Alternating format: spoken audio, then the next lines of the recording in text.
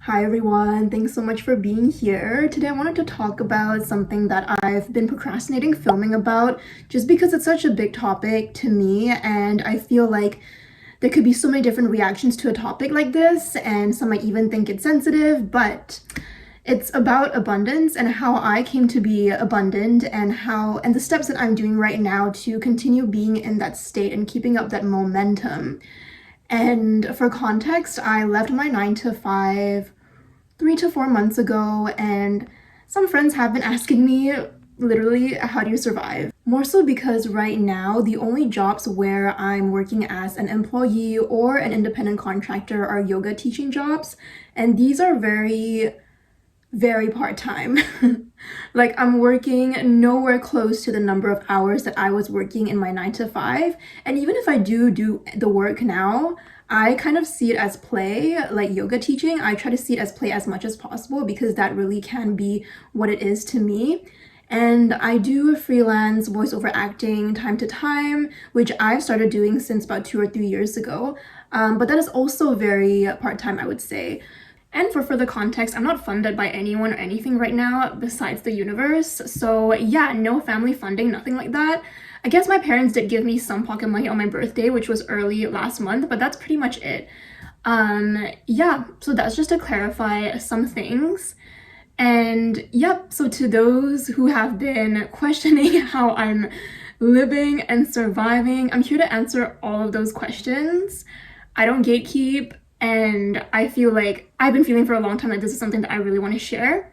So stay tuned. So why am I sharing this right now? I guess I can reminisce times in the past where I felt a lot of lack and insecurity financially.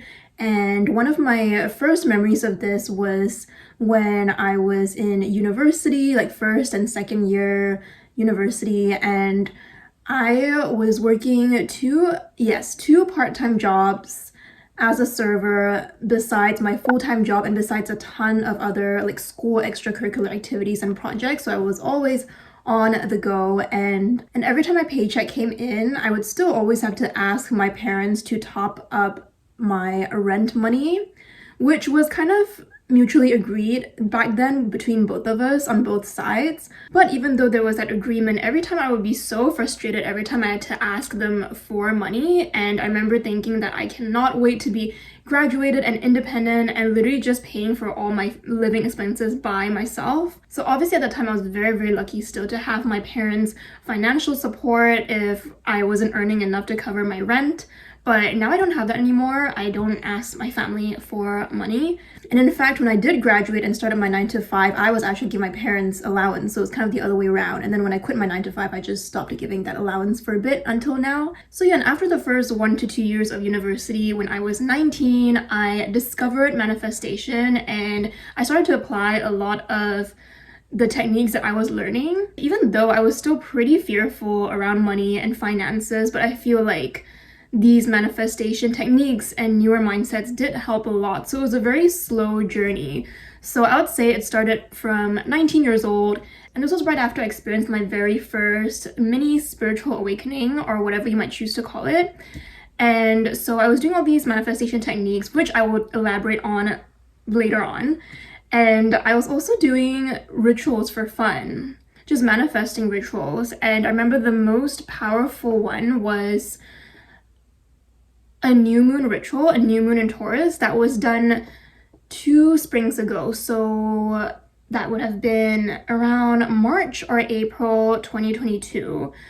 So I hosted this Taurus new moon ritual, and I had a few friends over, and we kind of did a ritual, like, I don't know, we just followed this little worksheet that we found online, but we essentially like made a jar and we put in like little leaves or like tokens or even like charms or notes that we would write down our dreams and wishes on a piece of paper, and we would just like fill the jar with soil and then put everything else in the soil, signifying planting our seeds and intentions. And then we would speak out loud what we wrote on the piece of paper to each other, just so everyone could give more of a more powerful collective energy to those dreams and wishes. And in my past experience, I've always found that manifesting in a group can be so much more powerful than manifesting by myself, because all this good energy and like reaffirmation is like bouncing off each other, and it's like you're saying your dreams and wishes and everyone's just like, yes, it's gonna come true, and like you just believe it more, and it's just like a positive feedback loop. So I believe at least that's how that works. Anyway, so that Taurus new moon ritual was one of the first group manifestations that I actively did, and this was during my 9 to 5. So before that ritual, I was still quite deep in the scarcity mindset. Like I would be like paranoid about my money and like not want to spend on a lot of things. But literally right after that ritual, I feel like it cleared up a lot of like blockages around my beliefs around money and abundance in general. So how that reflected was the same week after that ritual, I literally went on like I went on a shopping spree kind of, which wasn't even, I don't see it as lavish. It was more so making up for all the times that I felt in the past that I didn't deserve that, because I wasn't even buying like new luxurious things. I was buying like maybe clothes that I've always wanted, but I still got them like secondhand, you know, from like Depop app or like Facebook Marketplace. I was just like treating myself in like a way or to a degree that I wasn't willing to before that. So even looking back, I don't think that splurge was even over the top. It was just a treat for myself. And I remember the difference I felt in that shopping trip was that I felt so chill letting all this money go in exchange for things that I knew were going to bring me joy and that I was going to use for a long time. Because I personally still believe in like only spending money if I actually need it, or if I know that I'm going to use it for a long time, or if it will bring me like true joy. So I feel like even now I'm quite careful with spending, but yeah, that shopping trip was really memorable for me, because I up till then I don't remember spending that much while feeling so calm and feeling like I deserved it. And I remember after that trip, I would like sit down to manage my expenses like I normally do. And I opened my bank account and I was wondering like, oh, like, you know, I went on that big trip. Like, I wonder like what my bank account's gonna look like right now. And I like checked my finances, I checked my expenses, and it was fine. Like everything turned out to be fine. And I remember being so surprised at that. I was like, wow, I treated myself that much, but I still have a decent amount of money left. So yeah, I really felt that group new moon ritual really cleared a lot of like old limiting beliefs about money and abundance and how much I deserve. Anyway, so after that group new moon ritual, I did feel I was overall a lot less fearful about spending money and more chill about, and more generous also about where my money went. Like just not hesitating to buy gifts for friends as well, or like buy a meal for someone, buy a treat for someone, and for myself. So I would say my scarcity mindset went a bit more towards like more towards the abundance mindset after that ritual. So that carried on for about 1.5 years. And then I quit my 9 to 5 4 months ago, and all the fears started coming back, like all the anxiety.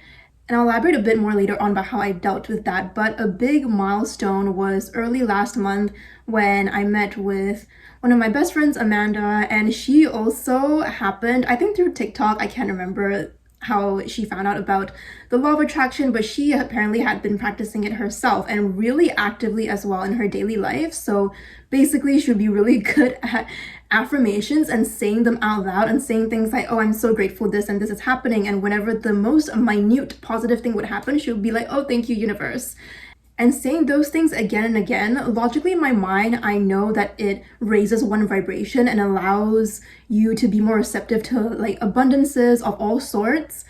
And I kind of knew this logically since I was 19, and that was when I first started watching speakers like Abraham Hicks, which I might link it in the description box below. But essentially Abraham Hicks is the name of a group of entities channeled through the body or the speaker of Esther Hicks. I'm not sure if you've heard of Esther Hicks, but she's a really famous public speaker, and a lot of people fly to attend her public talks, so I will link her down below. And Abraham basically talks a lot about abundance and the importance of watching your thoughts and your words which attract the things that come to you. So yeah, at that time when I was 19, that was when I found out about affirmations and how they're useful to reprogram the subconscious mind and rewire neural networks and stuff.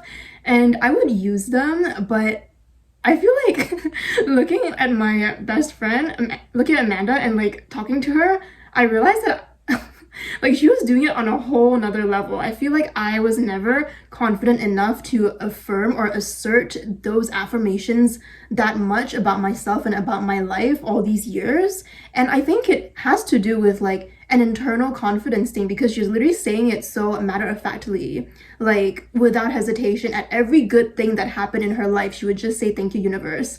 And so that for me was very inspiring. She's actually supposed to be here doing this video with me, but she couldn't make it today, so it's fine. I'm talking about myself.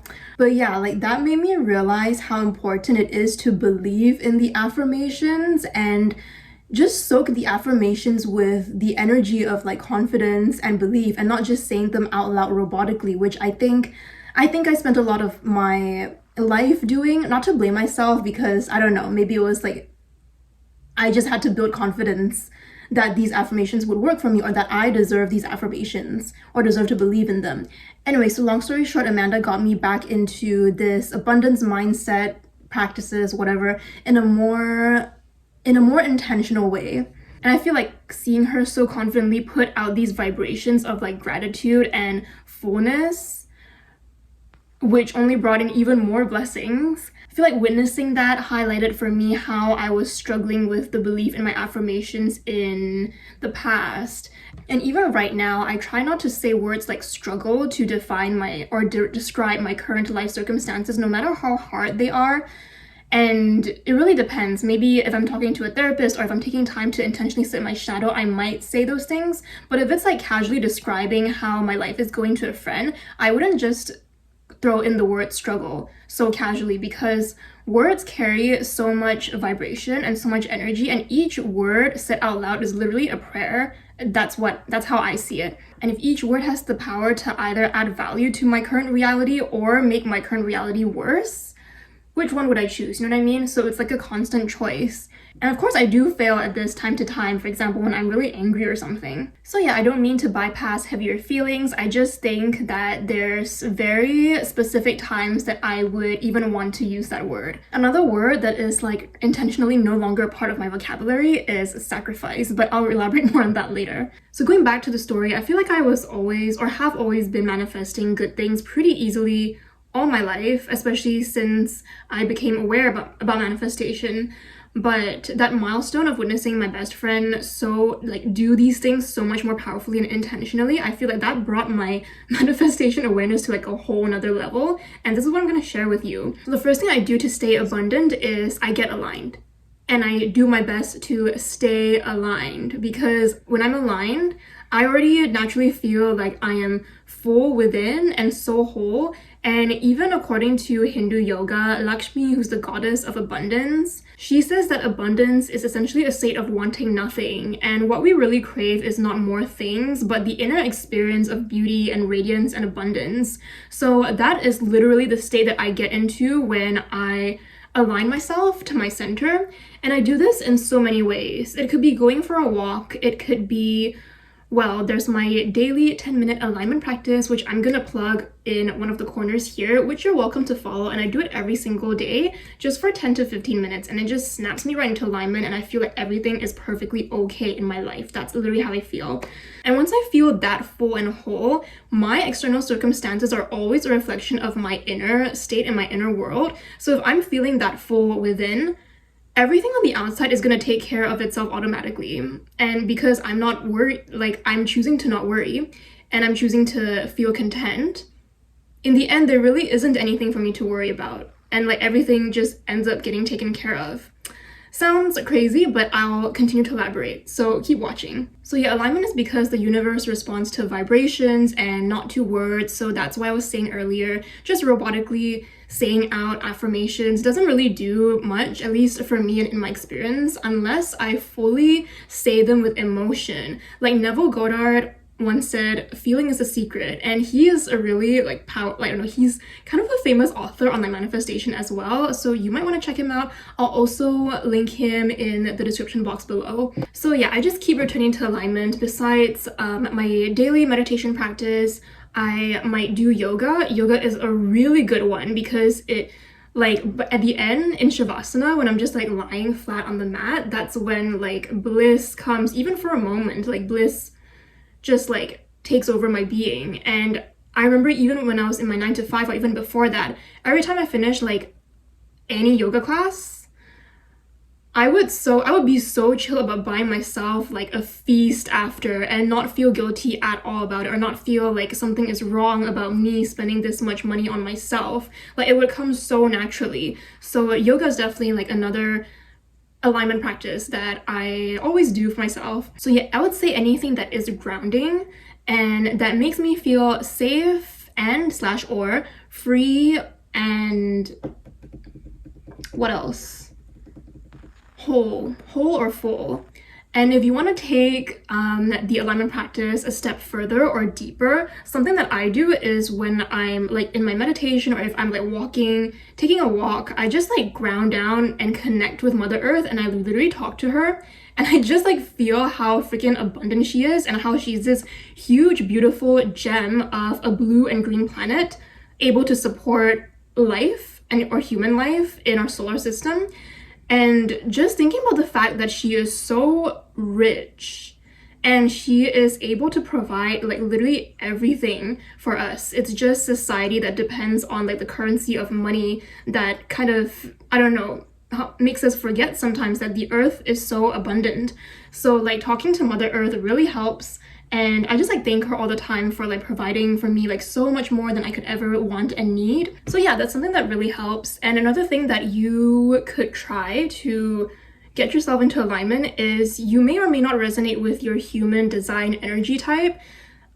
And I'll also link that. It's kind of like you can generate your own energy type chart basically.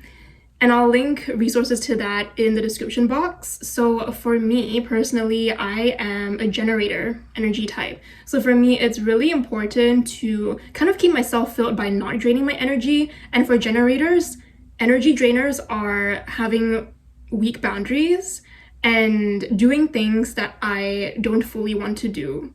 So these were things that I personally had to work on based on my human design.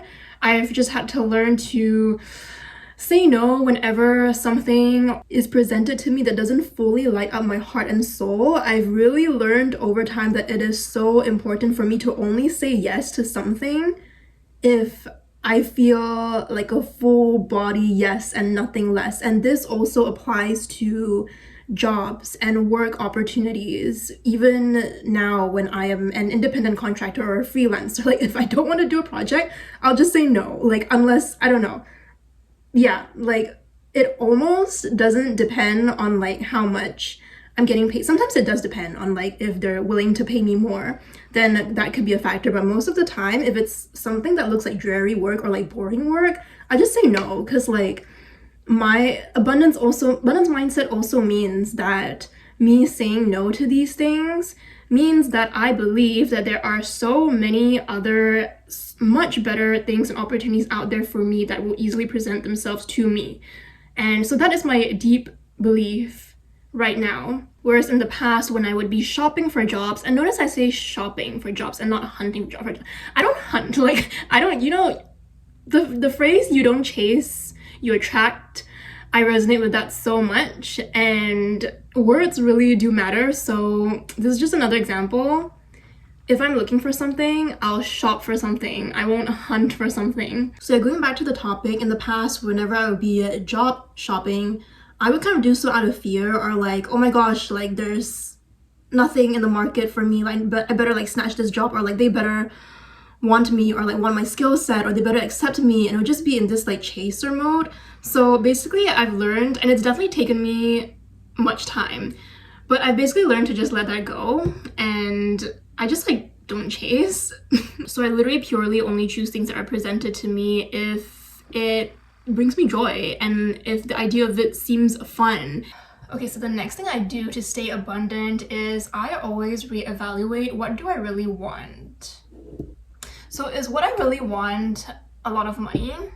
Or is what I want like really good food, a comfortable home, and amazing connections, meaningful connections with beautiful hearted people, and to go on long walks, long nature walks, to have the freedom to choose what to do whenever I want, and or like yeah, or what to get whenever I want, things like that. So freedom is what I really want, and love and connection are things that I really want. Taking my time is what I really want. Even when I was in my 9 to 5, I would tell my friends again and again that I really want to be rich in time and in experiences. Time as in quality time with myself and with others, with my loved ones. And yeah, not just rich in like dollar signs. That was what I would always say. So these are the things that define abundance for me. It's not the money. Like, the money is literally a means of getting to these things that will make me feel fulfilled. So that's the point that I always try to keep in mind. Abundance is, to me, not money. Abundance is feeling like there's more than enough in like all departments of my life. And here's a little example to elaborate. I was doing making some vision boards or manifestation boards on Pinterest early this year. So it was like a New Year project, and I was kind of like putting photos of like places I wanted to travel to, things I wanted to do, skills I wanted to learn on my board. And one photo that I put was actually like a purse full of green cash or like dollar bills. And after a while, like as I was like kind of reviewing my vision board before saving it, I looked at that photo and I just ended up deleting it or like removing that photo of cash because it just didn't resonate. Like, that's not what I am really trying to manifest. What I'm trying to manifest is like all those other amazing, beautiful things that I put into my vision board. So yeah, and some credit goes to Abraham Hicks for helping me to form this narrative or this new belief, but I basically believe that money now is a tool for exchange that our society uses in this matrix. And I just choose to not be part of that matrix. And I mean, it's been working. I just don't really focus that much on money anymore. And I'll elaborate more later on why focusing on money works, at least for me. And it works in terms of bringing everything that I want to me, even if I don't focus on the money. But first, I'll sprinkle in here a little manifestation story. And I have many, many stories and examples that I've been recording in my journal or like recording through my speech to my friends since I was 19, since I started learning about manifestation, basically. But a very, very recent one was, I think this was in December, and I was still kind of navigating, like, you know, how to feel not anxious after quitting my 9 to 5 and everything, and not having like a new form of stability, financial stability, so to speak, like a new form of full-time income or whatever. And yeah, I was still in that process of navigating that. So I remember like one time I finished teaching a yoga class, and my original plan was to go home and meal prep. I'm a very disciplined meal prepper. I've always been, and I just like the idea of like saving money whenever I'm like making nutritious food by myself at home, which I still value a lot right now, but I think I'm way more chill compared to last time, especially after this event. So what happened was I was planning to go back home and meal prep, but then I was craving ramen, and I don't know how to make ramen. So, and as I told you, normally after like any yoga related activity, I always feel so like blissful and full. So in my mind, like with no hesitation, I was just like, okay, let's just go to like a ramen joint and treat myself. And so I very happily went and I sat down, and I didn't even think of like, oh, I have to save money. Like, none of those thoughts came to me because I was feeling so full and blissful after yoga. And when I sat down and I had my meal, and when the bill came, turns out I didn't have to pay for that bowl of ramen at all because I had apparently reached the last point on my stamp card for that shop, which I didn't realize I had been like so close to the end. But anyways, so I reached the 10th stamp, and that whole meal was free for me. And I was like, wow. So that was when I was forming these new beliefs that I'm telling you about right now. And that just affirmed to me that what I want is things like good food and like to enjoy myself and to just have fun, and like money's not the end goal, you know what I mean? Like I didn't even need money for that to happen. Like that happened because I believed that I could have it purely because I wanted it and because I deserved it. Don't mind me looking here a lot because I have a lot of notes here for this topic. But side note, if I happen to get something I don't want or that's just different from what I've been manifesting or like requesting from the universe, most of the time I just shift my attention instead to thoughts that are appealing to me and that do bring me joy and contentment, because I believe that new attention would give me a new vibration which will actually attract to my reality the things that I do want instead of the things that I don't want but are in my current reality. Does it sound delulu? It's literally just quantum physics though. Like I didn't come up with it. And you can look up Dr. Joe Dispenza's work if you want to know more about how this works. I might not go very much in detail, but that's essentially what I do. So yeah, that would be my response if I get something that I don't like. Or I might sit with the situation and kind of ask if there's a lesson for me to be learned from this, because sometimes the gift or the blessing really is the lesson, as annoying as it can be sometimes. But so yeah, like if there's a lesson, I do try to kind of be humble and like just look at the situation and see if there's something I need to learn here, or if there's something I need to change about myself, or to just see things in a different way. Or I literally have a conversation with the universe and be like, universe, thank you for this result. It's great. Like these are the things that I appreciate about this result, but also these are the things that I would actually want as well, and these are the things that I want changed. So I would like put that out very clearly and intentionally to the universe, and then trust that it'll happen and trust that it'll come my way. And yeah, placing my attention on other things besides the dissatisfactory situation that's going on basically lets the universe know that this is not what I'm wanting in my life. No, thank you. And I do want to acknowledge that initially it can be scary to think that I am that powerfully responsible for co-creating my reality just with my thoughts, but I've just learned to accept it and accept that my inner state really does contribute so much to my external circumstances, because that is the vibration that I'm putting out, and what I give, I'm going to get. Which is why I mentioned earlier that alignment is so important, and that includes having a relaxed nervous system. For me at least, taking my time is very important for me personally. So yeah, focusing on taking care of myself, making sure I'm getting enough play and joy and rest.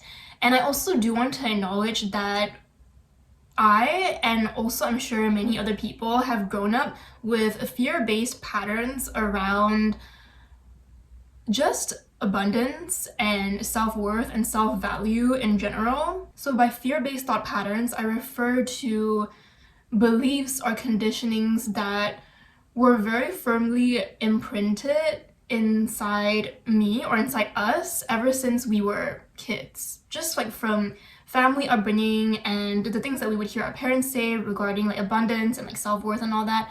Main example, especially in Asian culture, is, well, you won't get, well, how was that to go again? You can only have an easy life if you work hard. Things like that. That's just a very like simple example, and very common as well. And personally, when I started to unlearn things like these that were so like deeply conditioned in society or in me since I was a kid, it could be very unnerving at times to realize that these things don't have to be true. And these fear-based thought patterns really do interfere with the manifestation process. It's like your subconscious is all the stuff that's working behind the scenes. And unfortunately, that subconscious also contributes to our internal state and our vibration, or just our thoughts, our everyday thoughts in general, what we tend to think about ourselves. So the subconscious is also really worth looking at, let's just say. I do want to acknowledge that these fear-based thought patterns can be really hard to get rid of sometimes. It can take a lot of shadow work and deep dives and just a lot of questioning. And I think for me, it took like months to years, but more on that in a few minutes. But first, let's get into how exactly do I manifest? Like, what are the steps? So for myself personally, when I want something from my heart and not from my ego, so that's in line also with reevaluating the things that I really want. So making sure that my desire is for the highest good of all, for everyone, for me, and it will do no harm, blah, blah, blah. So making sure that, the thing that I want from my heart is not from my ego. And then I set an intention or a wish for it and make my desire just known to the universe, whether it's just by like having it in my brain or like saying it out loud or even like writing it down. And then once I do that, I just like express a lot of gratitude for this wish being on its way to me. And then I detach. And that is the hardest part, detaching from the outcome. But you know what makes it easier? For me, I just keep myself busy with every other thing besides that desire. So not necessarily by being a workaholic and like burying myself in work or whatever, unless that work brings me joy. So I keep myself busy by just taking care of myself and like making sure I play a lot and like hang out with my friends. An important key for me that I've learned was to play a lot without feeling guilt, because I grew up kind of as a studious kid, I guess, when I was in middle school and primary school, and most of my life was really just studying. Yeah, and I wasn't given very much time to play and like express my creative self in a playful and explorative way. And I really only got into like extracurricular things once I was kind of more independent and like I migrated elsewhere to attend university on my own. So I didn't really have like authority figures telling me what to do. So that's when I got to explore my creativity a lot more and do things besides studying. But yes, so basically when I was young, I was in a very like, I guess quite typical of like Asian households to really prioritize studying and grades a lot, and everything else almost doesn't matter. So I just had this like, that just kind of led to a subconscious belief that play is useless. And so even now, sometimes if I'm like spending too much time playing, I'll start to feel guilt and and wonder if I'm just spending too much time having fun, and then being like, okay, maybe I should like stop now and get back to work. So yeah, it's really interesting because play is really everyone's natural state, because that's when you're most relaxed and feeling the most blissful. So thinking about it, it doesn't make that much sense to me that like play is regarded as useless. In fact, to me, it's such a priority now in my current life. And so yeah, as I was saying, play is when I'm in my relaxed state, and when I'm relaxed, that's when everything comes to me, everything that I want comes to me without effort, aka I'm in alignment. Unless I am playing to procrastinate like a call to action that I feel in my gut and my heart that I am meant to do, or that I want to do, but I'm holding myself back out of fear. For example, filming this video, to me it was like, it seems like such a big project in my mind. So I just knew that like I procrastinated this a lot because there's so many fears when I'm filming a new video. It could be like, oh, what if it is not well received? What if something goes wrong? What if I like can't articulate this and that properly? Like, blah, blah, blah. Like the fear of failing. There's just so many fears that block me from going after what I really want to do. So yeah, that's kind of different, I would say, if play is used as a distraction from like this filming project that I really want to do, but there are fears that hold me back. I hope that makes sense. But yeah, at least circumstances like this really do help me ask myself more about, or question myself more about my self-worth. For example, like I could ask myself like, oh, why am I fearing doing this? Why am I fearing failure? Is it because like if I fail, I'll just think that I'm like not good enough? And if I do fail, like how deeply can I trust that everything will be okay even if I fail? You know, like how much do I really trust the universe that I will be supported no matter what, even if I do fail? So yeah, just asking all these questions helps me to come to an answer of like, doesn't really matter. Let's just film this right now. So yeah, regarding guilt, this leads me to my next point of how I became abundant is I worked a lot on my beliefs around abundance and money and self-worth, and a lot of my conditionings since I was a kid and from society and old beliefs that I now deem for myself to be false. And I understand that many different truths can coexist at the same time from different people, but for me, I just choose that it doesn't, these beliefs just don't apply to me anymore, or these conditionings, or I choose not to apply them to myself. And this was in November when back then I was hunting for a job. And now I know not to do that ever again, but back then I was still kind of in that more of a lack mindset. And so I was hunting for a job and really just wondering at that time, how was I going to make it? How was I going to be okay without a 9-to-5? And I think in that process of job hunting, I really just resorted to going inward as deeply as possible and asking for answers there, and literally just sitting down to meditate and even pray to the universe. And I think I mentioned this in a previous video, but before this period, or before this period of after having left my 9-to-5, it was very rare that I would pray. I would meditate and I would manifest, but I wouldn't necessarily pray. But in this instant, just to ask for answers, because I just felt like something was missing. I just needed answers, basically. So while I was in that deep meditation and prayer in November, in kind of a desperate mode, just asking the universe for answers, something eventually did click, and I feel like I came up with my own logic. And the logic was basically that if I'm doing things like meditating or being in alignment and even praying, that's basically me being one with the universe and with everything and everyone else. And that is also the goal of yoga, because yoga essentially means union with yourself and with everything else. So yes, when I was in that deep meditation and prayer, I really, really, really felt that oneness. And this logic just clicked into my mind of wow, if I am the universe, if I'm one with everything, and the universe is pretty much everything. Universe gives everything, universe is everything, it receives everything. So how could I ever not, if I am the universe, how could I ever not have enough? And that logic just made so much sense for my being at that time and even now. And so that completely changed things. And I felt this new belief start to sink into all the cells of my body and my being.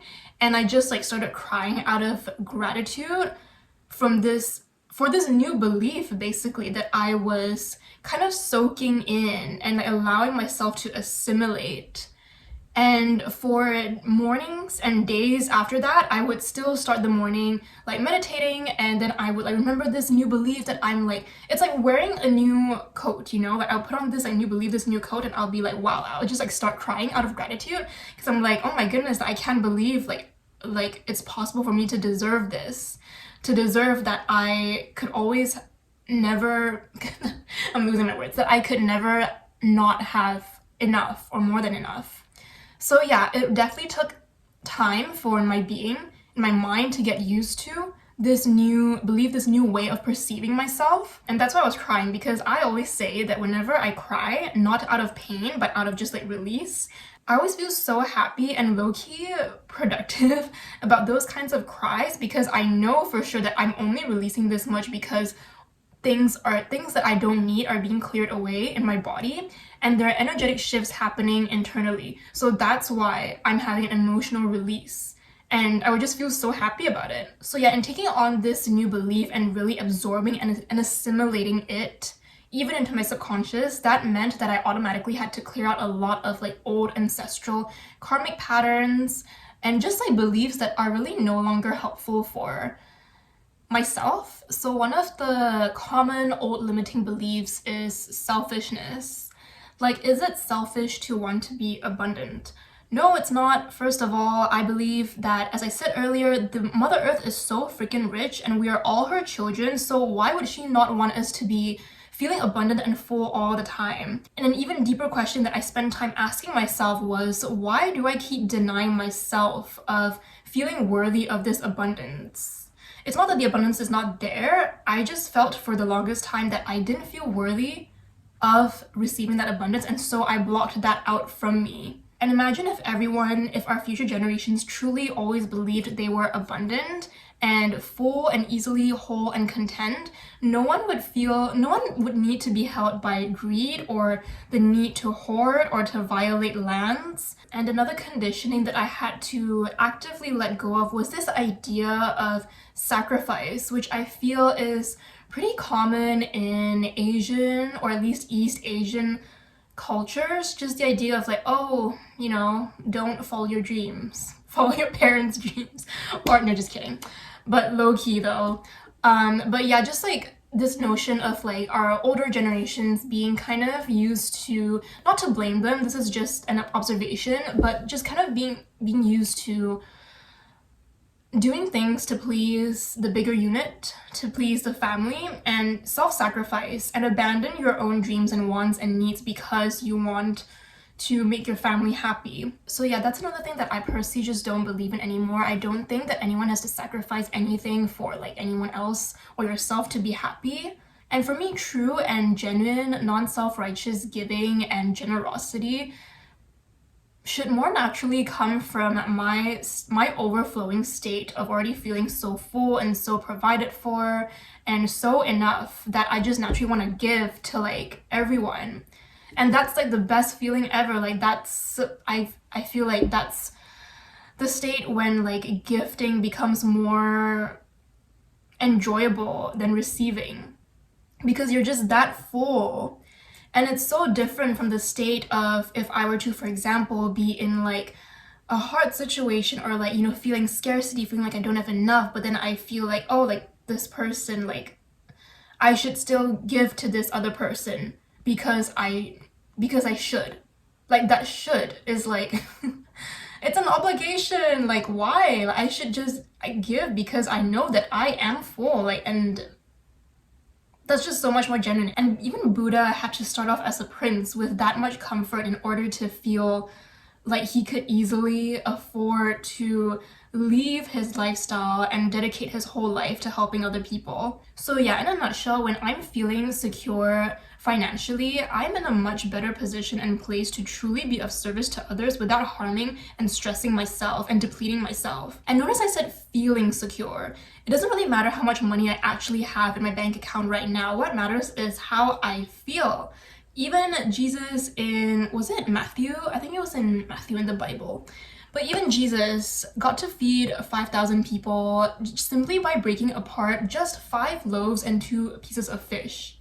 So he didn't, like his physical circumstances, he didn't have a lot to start off with, but he truly believed that through the grace of God and the universe, there would be so much abundance to eventually feed all these 5,000 people. And they all, according to the Bible, they were all fed until they were full. So you might think, okay, yeah, that was Jesus Christ.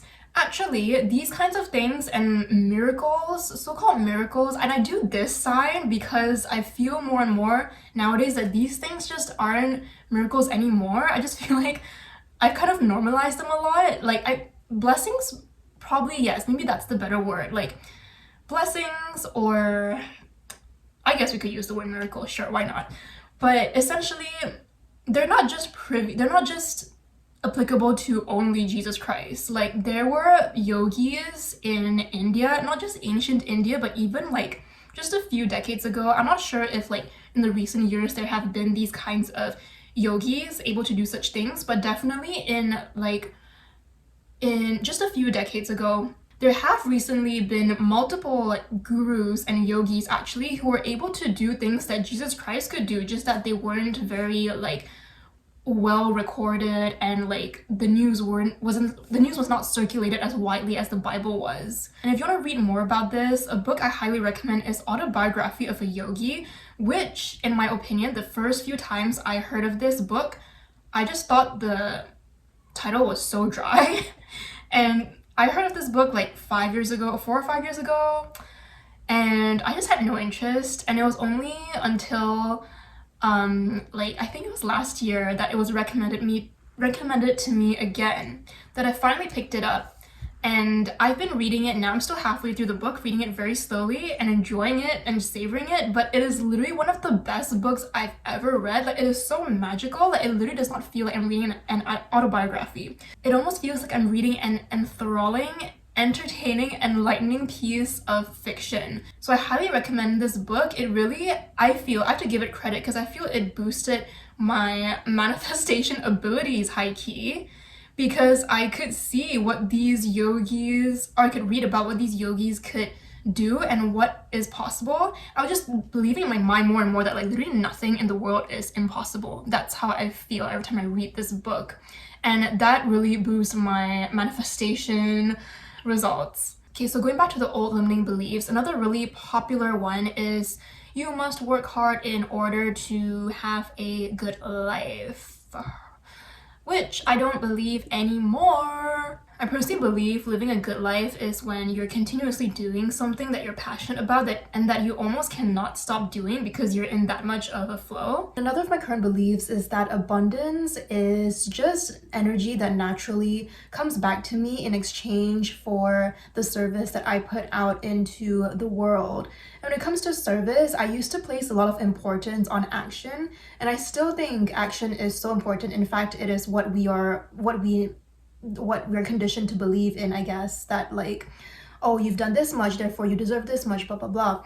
But my newer beliefs are that vibration and your state of being, or my state of being, is just as important, if not more important sometimes, than action. And there's so many things that can be considered valuable service, including making the effort and time to heal myself and work on my wounds and traumas, and so that I don't project them onto other people and therefore contribute to the suffering of this world, and also so that I don't have to transfer all of my wounds and traumas into my future children and the future generations. And also regulating my nervous system, I see that as a service as well, because it's pretty evident to me whenever I like overfill my schedule, or when I'm like rushing too much, or just not making enough time for myself and not taking care of myself, I get really impatient and I feel like my fuse snaps so much more quickly, and I get more annoyed easily, and I get more impatient and judgy like way easier. And I realized that's how I was on autopilot before I started my healing journey, just literally like throwing out all this like judgy negative energy everywhere. Whereas when I'm taking care of myself and taking my time, which is personally one of my greatest joys and like pleasures, to just take my time, I'm just so much more joyful and playful and open-hearted. And I don't know if you've ever heard about the butterfly effect, but every deed, every thought, every vibrational wave that you put out into the universe really does ripple out into the rest of the collective. So none of your play and none of your joy is useless. In fact, it is so needed in this world, and your open heart as well, and your love. And one of my yoga teachers used to say that war is the result of collective stress. And that is what I always think of when I'm starting to lose my patience and I realize that I haven't been taking care of myself and my patience levels and tolerance levels are getting lower and lower. I literally feel like I could be almost, even in my head, even whether it's like externally or in my head, I could be fighting with someone else, you know what I mean, or having an argument. And that's just a smaller scale of like a larger scale situation like war. And it wasn't just my yoga teacher, Lucy, who reminded me of this. It was also that book that I mentioned earlier, Autobiography of a Yogi, because there was a story somewhere in that book where a monk, I don't know, it was like a story that was recorded about this yogi who kind of lived a monk-like a lifestyle, and he was very well known amongst the people and the villages for his like ability to perform miracles, I guess, and just do wondrous things and to just like spread light. But he chose to spend most of his life in a cave meditating and chanting and saying prayers for the world. And I believe one day one of his followers or somebody asked him like, you are so amazing, like why don't you come out more into the world and like shine your light to where it can be seen, or like do this and that on the world instead of like hiding away in your cave. And his reply went something along the lines of that he was basically claiming that his prayers and his chanting was just as powerful, if not more powerful, than the humanitarian efforts that other people were tangibly doing. So that's just something to consider. Anyway, putting that story aside, I do believe that being in joy is one of the biggest services that one can render to the world. And just because it's a big service doesn't mean that that's the service that everyone chooses. A lot of people feel called to different paths. And I'm actually being reminded of something that Abraham Hicks once said, which is sitting and focusing or meditating or taking time to be with yourself and connect with yourself and get aligned. And just that focus, these things are not doing nothing. And it basically takes a lot of energy to do things like that. And so that's why those things can be considered a valuable enough service to the world. And also they're gonna spill over to literally everyone else that you do come into contact with and that you don't, because of the butterfly effect. And it affects the rest of the collective. So anyways, I was saying, being in joy and focusing on all this like vibrational stuff doesn't even have to be it isn't the only path to being of service to the world. And there's so many different services that people choose. Some people just feel more called to serve through action, and some feel more called to do so through this. And to me, that's exactly the same as how there are different paths of yoga.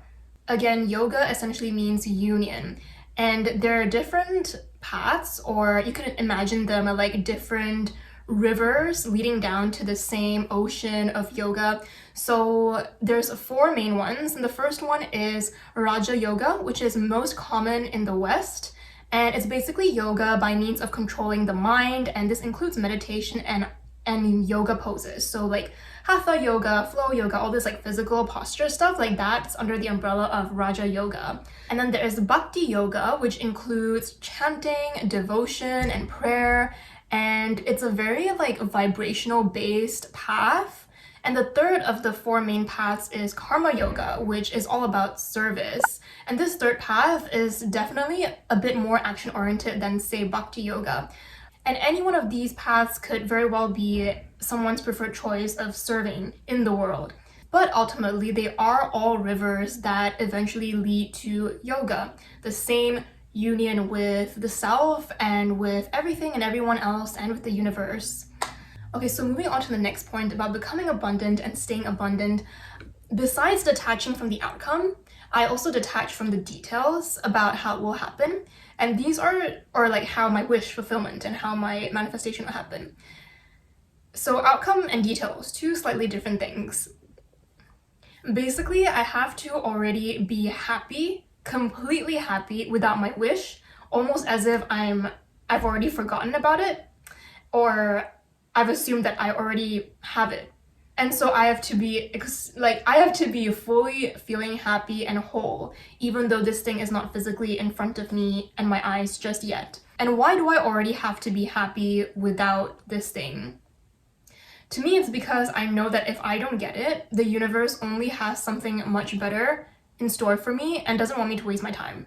So I'll give you 2 examples, one big and one small. The big one was, like I said earlier, I don't really focus on money anymore. I just trust that everything will be taken care of for me as long as I am doing the service that I feel called to do and I'm taking care of myself. So yeah, basically last month I just lived normally and I didn't really worry about finances or like, oh, how am I gonna pay my next month's rent and my next month's installment for the diploma that I'm currently pursuing. So basically, for context, each month my biggest monthly expenses are my rent and this installment that I'm supposed to pay for the part-time education that I'm currently getting or pursuing.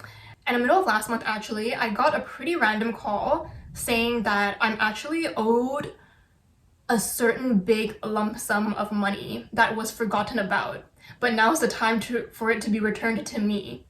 And I kind of didn't know, or rather that I completely forgot that this money existed or that was supposed to come back to me. And I wasn't even aware of the actual amount that I was supposed to receive. But when that person told me that amount, it was the exact amount, the total amount for both my installment for my education in February and my rent in February. So basically I didn't have to worry about those things.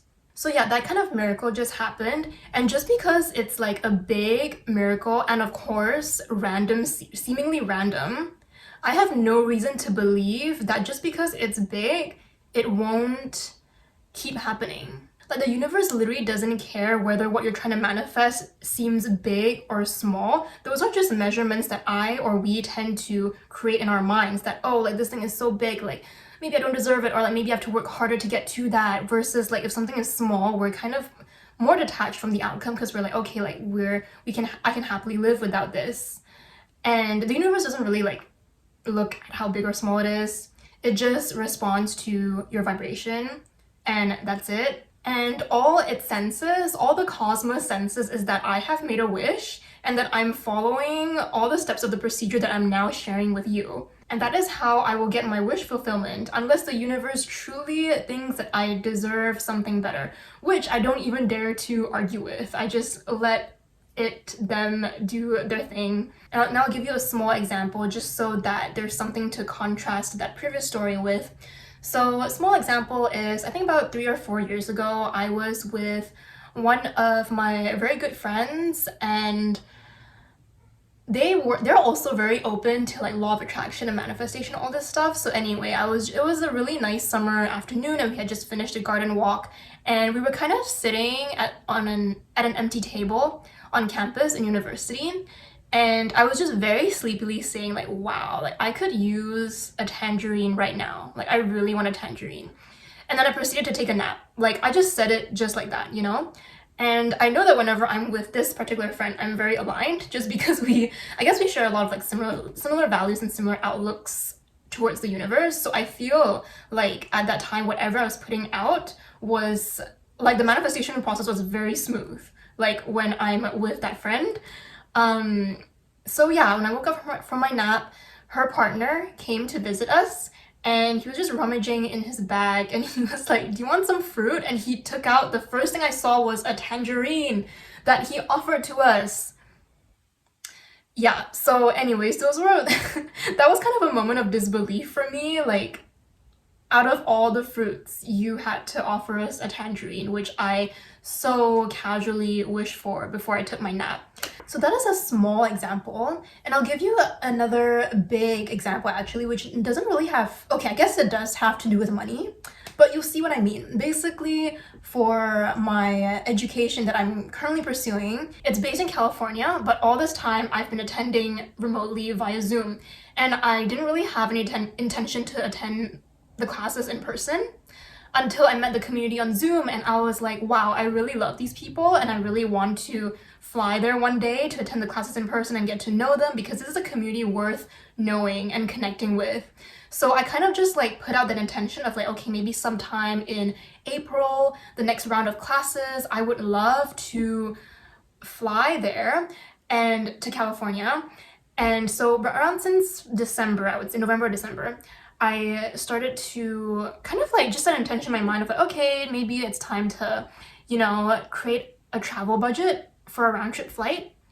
And I also was telling a lot of my friends that I am manifesting free accommodations in California because the world is so small. I never know who around me has resources to offer me. For example, a home in Cali that I could crash at for a few days, few nights while I'm doing the in-person classes. So yeah, I just kind of had those in my mind, and I didn't really actively ask for accommodations around me too much. I just asked like maybe 1 or 2 of my social circles, and all of last month I kind of forgot about it. And even though April is like kind of soon-ish, but I didn't really like make a concrete plan. I was just like, I was busy basically with like my own hobbies and passions and other things, so I didn't really give this plan much thought. But I also trusted that if it is meant to be, it will come to fruition. And essentially what happened was 2 weekends ago, I was zooming into the classes as usual, and one of the classmates who also lives in BC, but kind of 4 hours from Vancouver, they just piped up and suggested openly to the group, why don't I drive 4 hours to Vancouver and visit my family there and pick up Leona and drive 6 hours down to Portland, Oregon, which is where our other classmate happens to live. And they were like, we can pick up this classmate as well and then drive 10 hours from Portland all the way down to California in April. And then that other classmate who lives in Portland got really excited and was like, yes, when you guys come, you can come into my RV and I'll drive y'all down, and Leona, you can live in my RV.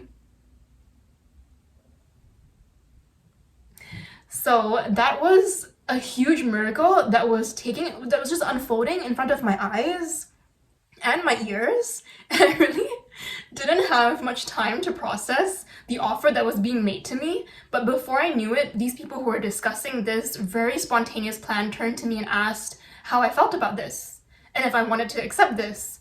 So yeah, that's just another example of anyway, it's just really crazy that who would have thought that my request would result in a road trip that actually saves a lot of flight travel cost, and that also gives me free accommodations. That is just crazy to me. But yeah, I was and am still very, very, very thankful and grateful. So yeah, that is just another example of a big manifestation story. And so yeah, in a nutshell, basically I always bask in the feeling that I would be basking in if I had already gotten that wish fulfilled.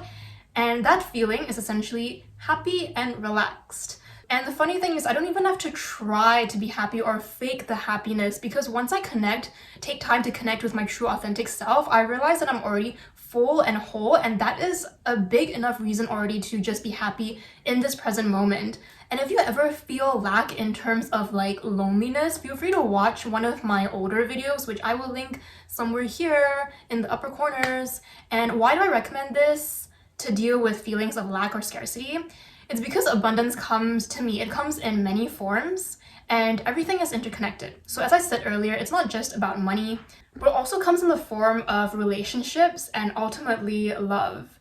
And I've been taking everything I experience as abundance lately, and just a general receptiveness that I embody towards all kinds of blessings, not just money. That general receptivity just brings me more and more good things and satisfaction and blessings in all departments of my life, because I don't discriminate. And let me also tell you that once I started to build deeper confidence in myself around my finances, just essentially trusting that I will be supported and taken care of no matter what, it really started to change my self-worth levels in my more intimate relationships as well, and how I perceive myself and how much do I think I deserve.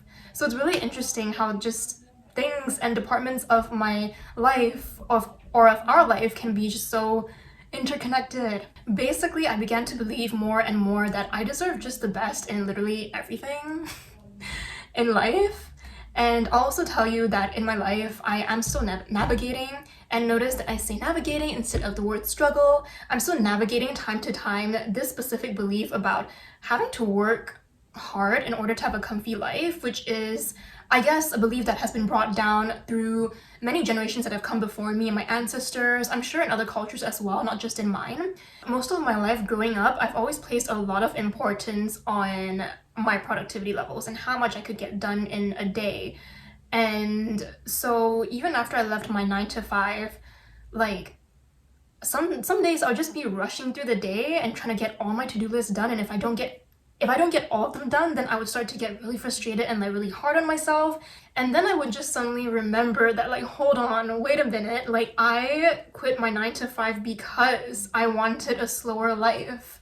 And that's always what I told my friends, that I wanted to be rich in time. So yeah, then that would lead me to questioning why, what am I really rushing for? I'm literally not having a full-time employer. Why am I putting so much pressure on myself, even though this is mainly my own schedule and my own life that I am really mostly in charge of right now, in terms of timing and scheduling and everything. So yeah, I'm slowly but surely shifting my beliefs around this, because I know deep down that pushing myself to work harder won't work, work harder in a day and get all these tasks done. And deep down, in those moments, I just know that what I need is to be more receptive and let the universe help me out more, as long as I do the action steps that I feel, or the initiatives that I feel inspired to do, not stressed and pressured to do. So I feel like that's a really fine line that I'm still trying to balance right now, because for me it's really easy to, sometimes I might start off with an inspired action, but then as the project goes on, the project that I started, as it continues, my ego and my desire to control might eventually take me over, and all of a sudden I find myself pushing way harder than I even need to, instead of letting the universe help me out, and instead of believing that everything is happening in perfect timing and I am exactly where I need to be in each moment. So there's really no need to rush and put so much stress and pressure on myself. And so the next thing I do to stay abundant is I accept help as much as I can from other realms, instead of just this 3D physical earthly realm. And it depends how open you are to this, but I find it really does work. So simple thing that you can start off with if you are interested, I just spend like a few seconds or moments looking out at the sky, whether it's through your window or outdoors. And this could be during my meditation in the morning, and I just look at the sky and I just acknowledge that I am supported by these beings, whoever they are in the universe, and I just thank them. So yeah, that practice brings me really beautiful results. And I also have lately been trying to go on long walks for not much purpose, like just a long walk, and to practice appreciation more in my life, which I think is a bit different from gratitude and thankfulness, even though they're quite similar. But appreciation is basically, like, to me, it's looking at everything and like just admiring it for like its essence and its beauty, like whether it's a tree or a person, and just looking at all its positive aspects and just like appreciating, and that essentially allows for a feeling of love and even more fullness to arise from my heart and my being when I'm appreciating this other thing of nature. And last but not least, of course, is gratitude. I always like to say thank you is the biggest prayer. Sometimes if like my mind is spiraling, especially when I don't know if I have ADHD to be honest, but sometimes when I'm like talking to someone or listening to someone, like especially one-on-one for a long period of time, and I'm making like long eye contact, sometimes I find myself like drifting off and like thinking, just having all other like random intrusive thoughts in my head. And yeah, it could also happen when we're in like comfortable silence with each other. And this sounds kind of funny, but to kind of get rid of those intrusive thoughts, I just think in my head like, oh, like, thank you. I don't know, I just like thank the universe, or like thank this person, or just like thank whoever, whatever, for this moment right now that I get to share with this person. And yeah, in my mind it's just like a bunch of thank yous, to like, so that I have something to focus on instead of the intrusive thoughts that come through to my head.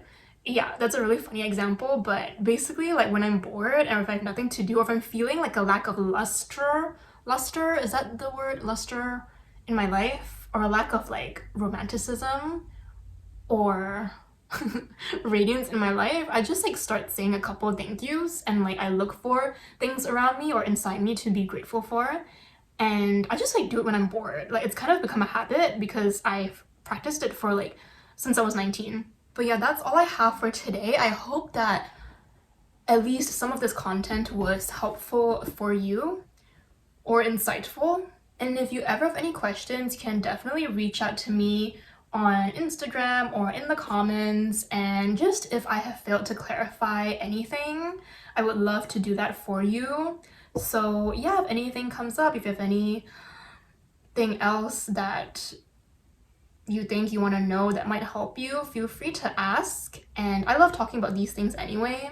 So yeah, I wish you all a very good day and good life, and I will talk to y'all soon. Thank you so much for watching. Bye bye.